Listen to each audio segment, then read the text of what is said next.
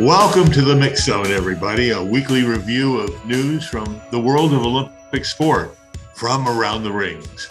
I'm Ed Hula. And I'm Gerard Farrick. This week, rules of the road for the Beijing Winter Olympics, a worldwide licensed products deal for the IOC, and ANOC, the meeting in Greece. What did they come up with? But first, let's go to the Beijing Winter Games and at long last, I guess, what everybody was waiting for, the playbook.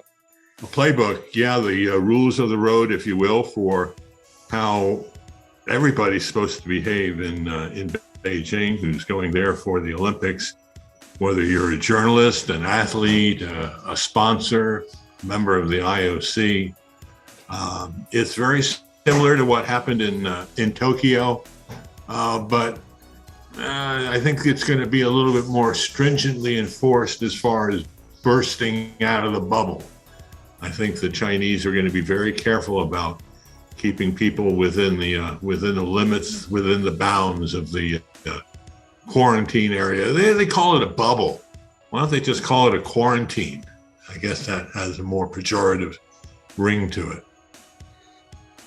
Well, yes, and this whole thing with the vaccinations, I guess, I mean, we've gone over this, but they're essentially making it almost impossible not to be fully vaccinated against COVID, go there, because nobody wants to endure a 21-day quarantine sitting in a hotel room, without being able to get out before you can even then get into the bubble. So, let's be honest. I really don't think we're going to have a whole lot of people who are going to agree to that, but who knows? It could be different than that. In Japan, in Tokyo, visitors were allowed to mix and mingle, if you will, 14 days after they'd been in Tokyo, as long as they didn't have any symptoms or anything to spread around. But that exception will not be in effect in Beijing, and they're very careful to say they're going to feed you 3 meals a day, breakfast, lunch, and dinner. But you won't be able to go to your favorite Peking duck restaurant in Beijing or other great food in Beijing. I guess you're going to be eating institutional cuisine for 3 weeks there. Yeah, that's unfortunate because the food there is very good. Yes. So the other Beijing item, it sounds like pretty soon China will find out if their men's ice hockey team will actually be able to play at the Olympics coming up. Yeah, the International Ice Hockey Federation is meeting next week.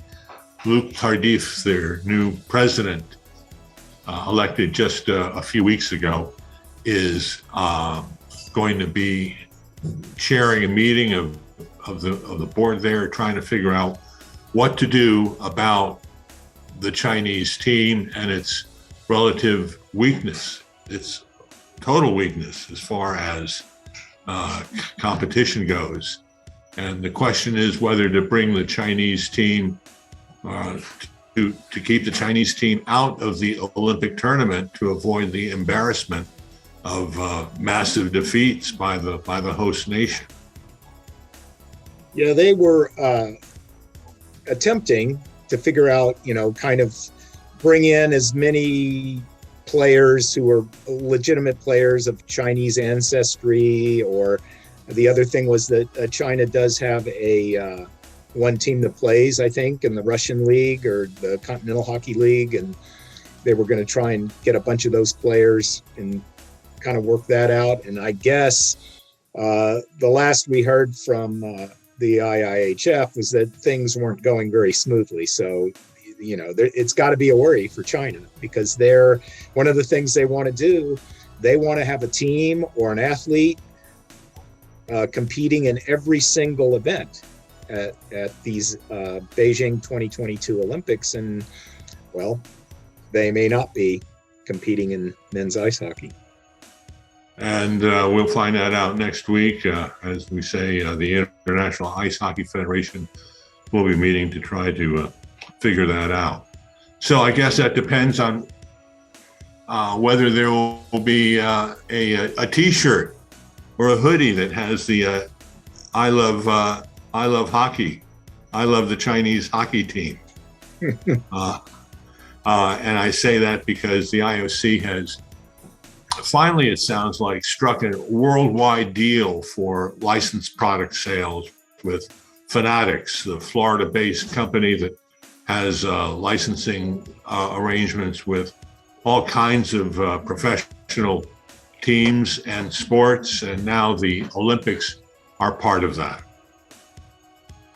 Well, that's great news because, well, I do own some merchandise from Fanatics, so hey, more power to them, and I think it will help greatly to have a centralized way of doing things. Yeah, they've wanted to do that for a while. When Alibaba first became an Olympic sponsor a few years back, there was talk about Alibaba. Alibaba, of course, was known for its online sales, where you could buy anything from gravel to cement to T-shirts and so forth.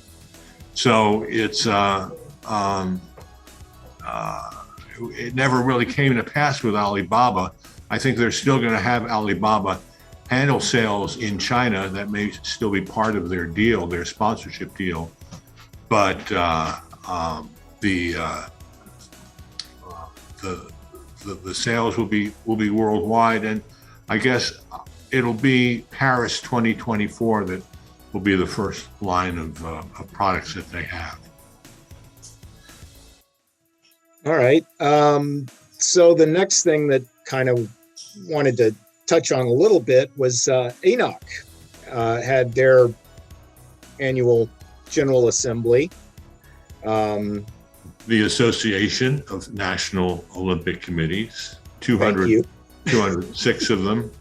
But I think only about 140 or so of these NOCs made it to Crete, the island of Crete, where the meeting was held. Their first in-person meeting since 2019 for the Enoch crowd due to the pandemic. But they got, like I said, about 140 countries out there. The actual number, 148. Okay. 148 made it there. 57 attended virtually. Yeah. But that's still much. I mean, that's quite a good attendance, I think. And they got quite a bit done. So acting president Robin Mitchell says he's going to go ahead and run for the permanent position in 2022. As you probably know, he's been basically running things since Sheikh Ahmad stepped down or stepped away in 2018. Sheikh Ahmad is still busy. This time he's with his court problems. He's appealing a 14-month prison sentence handed out by a Swiss court for falsifying evidence. So he is still battling that, and is in the meantime, you've got Robin Mitchell saying he'd like to be the next president, and also Nevin Illich, Pan Am Sports president, says he's also a candidate. So yeah, I think it'll be interesting to see how that works out, how that plays out. Robin Mitchell, of course, the past president of the NOC in Fiji, a doctor, very well, has a great bedside manner, like a doctor might be. Nevin Illich, about 20 some odd years younger than Robin Mitchell, an engineer by training, someone who likes to get involved in the planning of events and so forth, and may strike maybe a more youthful pose than Robin Mitchell, but both of them seem to be, very very qualified and very plugged in to campaign for this post. the first time since ANOC was created in 1979, the first time I believe that there has been a contested election for the presidency. Mario Vasquez Rania of Mexico was the founder and first president of ANOC in 1979. And as far as I know, all through the lengthy service of Vasquez Rania up until 2012, he was elected without opposition time after time. So ANOC is clearly turning the corner and probably is headed in a new direction with a new president. That election will be next year in Seoul, South Korea. That's where they picked for the meeting? Yes, that's right, Seoul. Mm-hmm. That was going to be the site for the meeting originally this year, but COVID kept them from doing that. So they will be meeting for a couple of days in Seoul, South Korea, in October, 1 year from now. Well, good luck to them. A couple other ANOC notes from the General Assembly. ANOC, not surprisingly, came out against FIFA's proposal to hold the Men's World Cup every 2 years rather than 4.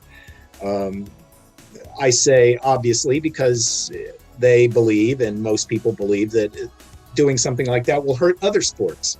And the NOCs, the National Organizing Committees, they have to worry about all sports, not just football or soccer.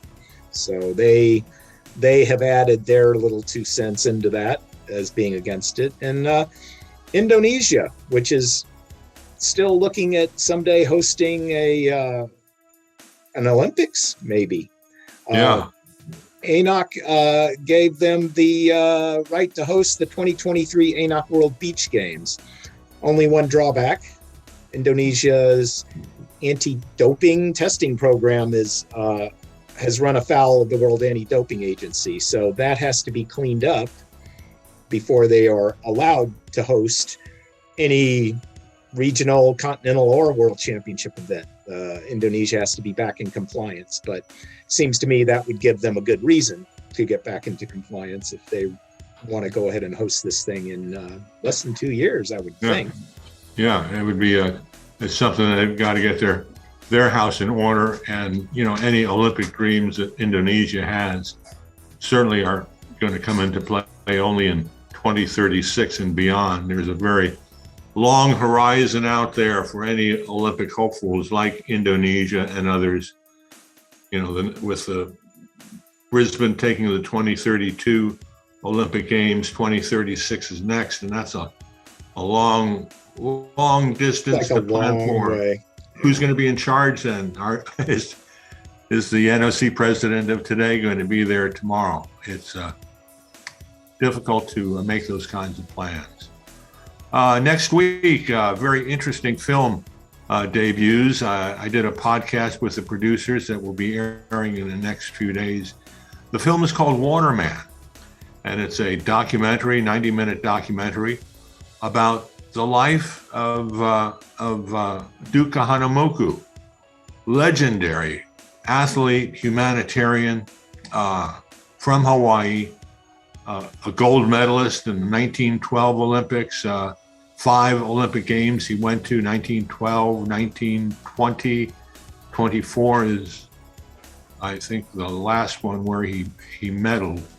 But just the man who's credited with inventing surfing, and as I say, a great, known as a great humanitarian. And it will be an interesting film to see when it gets into wider release and distribution. It's produced by Sidewinder Films with Dr. Stephen Ungerleider and David Ulick, the executive producers of the film, in line with the high quality that they provided with their last production, At the Heart of Gold, about the sex abuse scandal at the USA Gymnastics, and also Munich 72, their great documentary about the attack on the Israeli delegation at the Munich Games. that will be premiering at the, appropriately enough, Honolulu Film Festival next week. Interesting side note as well, the narrator for the film, Waterman, is Jason Momoa, who is one of the superheroes of Marvel Comics land, and he plays Aquaman. So Aquaman narrates Waterman, very appropriate. Anyway, everybody should be looking for Waterman to go into wider distribution over the months ahead here. And it promises to be a very, very fascinating look at a most interesting Olympian and sports figure of the last century. It's hard to believe, yes, we're talking about last century, more than 100 years ago. Some of his exploits were carried out. So one other thing that we'll close with here this week, on a sad note, but also a bit of happiness on your part, I'm sure. Gerard Ferrick, our managing editor, will be stepping down next week from his seat at the daily helm of Around the Rings to retire, to enjoy life without daily deadlines and all of that of Around the Rings. It's been very satisfying and very rewarding to have Gerard here at Around the Rings over the past 6 years. It's been in Rio, Pyeongchang, the Faroe Islands. You are our Faroe Islands expert. Any thoughts on what it's been like over this past 6 years? Well, I've really enjoyed it. And I am pleased that I'm able, I'm blessed to be able to retire. And so I'm going to enjoy that too. But I'll definitely I won't miss maybe the daily grind and trying to hit deadline after deadline after deadline, maybe. But, I enjoyed going to Rio and Pyeongchang. Both. You were getting ready to go to Tokyo. Yeah, we were all ready to go to Tokyo, and that just didn't quite work out, did it? No, in fact, I was going to say, a couple of years ago, we were getting ready to go, or last year was it, we were getting ready to go to the media summit in Los Angeles for the Tokyo Olympics. And it was canceled and turned into an online event as, I guess, as everything else did in the wake of the unfolding of the pandemic. Yeah, I was actually looking at a very busy travel for that spring, the spring of 2020, I also had something set up to go to Japan, to Tokyo ahead of the games. And then that was going to be right after the media summit in LA. So I had those things set up. And of course we were all ready to spend, a month in Tokyo, but all of that kind of ended. And actually my last trip with Around the Rings was late in November of 2019, just a few weeks before things got really messy, especially in Asia.